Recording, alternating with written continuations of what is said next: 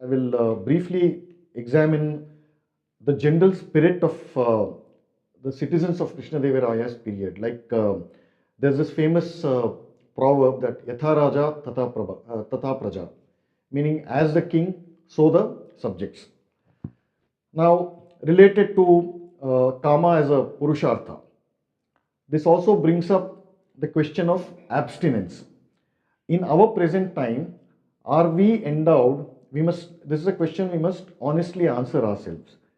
In the present time, are we endowed with the sattva guna or the innate courage to practice abstinence? That courage should come from within and not from without.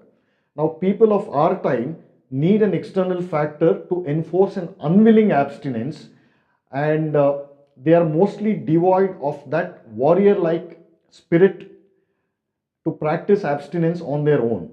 Now, this despicable weakness of spirit among the Indian people has characterized pretty much the history of independent India. But the people of Krishnadevaraya's time were adept at both. When they no longer found any taste or use in worldly indulgences, they immediately discarded them and displayed the same vibrant connoisseurial spirit in the world of renunciation. But the people of Krishnadevaraya's period were adept in both.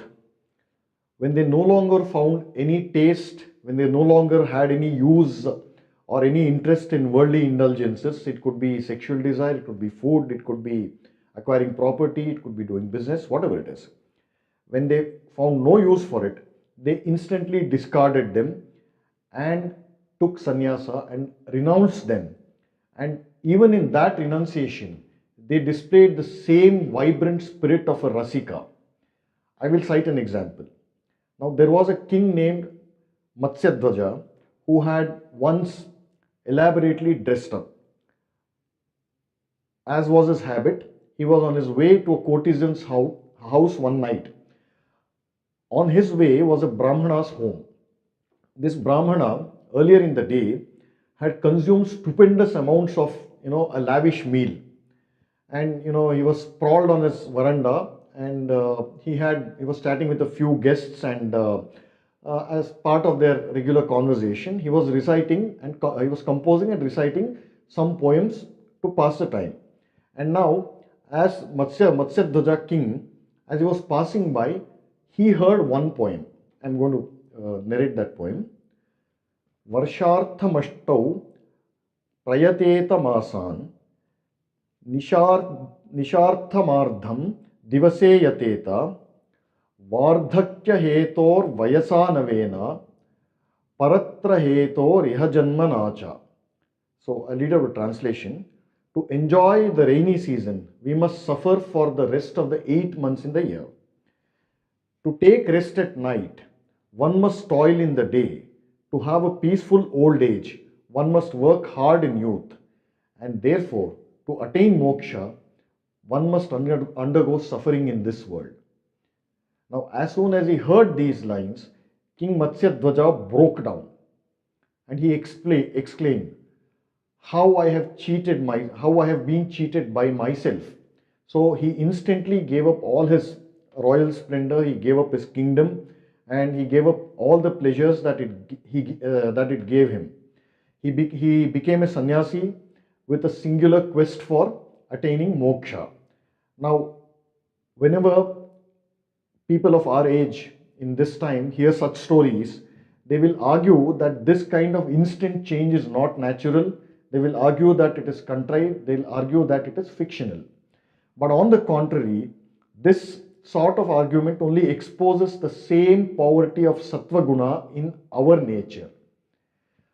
What does a man whose hand is crippled know of the power and ability of a sword in the hands of a ferocious warrior? Right? Now, in essence, it must be said that people of Krishnadevaraya's period were neither selfish hedonists nor were they only yogis who had forsaken everything.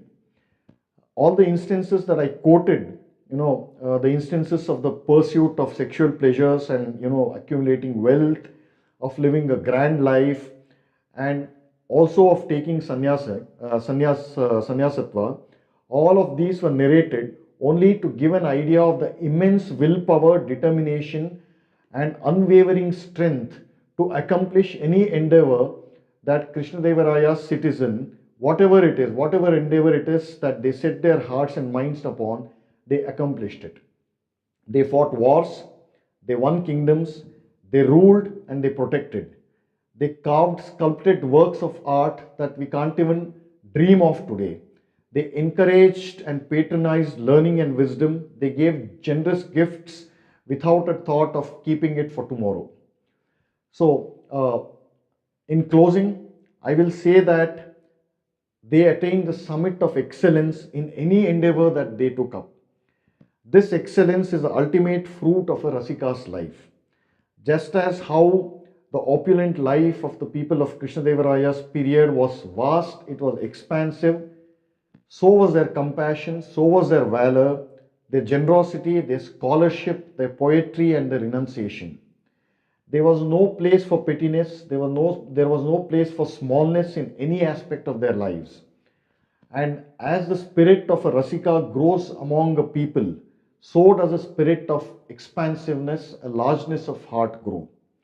Ultimately, a spirit of Rasika is where a civilization reposes. A spirit of Rasika is where a civilization goes to sleep peacefully. It is the fruit of vigor. It is both the foundation and the receptacle of progress. And the spirit of Rasika is what made the Vijayanagara Empire scale the peak of all-round excellence, glory, power, and prosperity. And it is a reason why such an empire could never be replicated even after more than 500 years.